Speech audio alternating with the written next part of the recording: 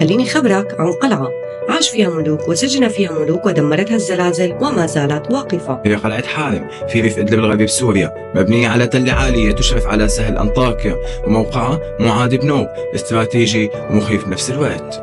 في القرن 12 صار فيها واحدة من أغرب القصص. ملك أنطاكيا نفسه ريموند الثالث انهزم أمام نور الدين الزنجي، وتخيل انسجن جوا القلعة 7 سنين. ويقال أن القلعة بنيت فوق معبد روماني قديم، وأن فيها رموز ونقوش غريبة ما حدا لليوم فهم معناها. في ناس بيقولوا إنها مسكونة، وناس بيحكوا إن الأمير اللي حاكمها عمل صفقة مع الشيطان ليحميها من الغزاة، بس بعد أيام انهارت. وفعلا عام 1268 زلزال ضخم دمرها بالكامل ومات آلاف الناس فيها، حتى سموها قلعة اللعنة. وإذا زرت اليوم رح تلاقي أنفاق وسراديب وأماكن للزيت المغلي ضد الأعداء، تصميم هندسي بخليك تقول هدول كيف بنوها بهالزمان. قلعة حارم مو بس حجارة، هي قصة دم وخيانة وغموض، ولسه مخباية أسرار ما انكشفت لهلا. إذا عجبتك هيك قصص فاستعد لأن اللي جاي أغرب. تابعني للمزيد من أسرار التاريخ المنسي.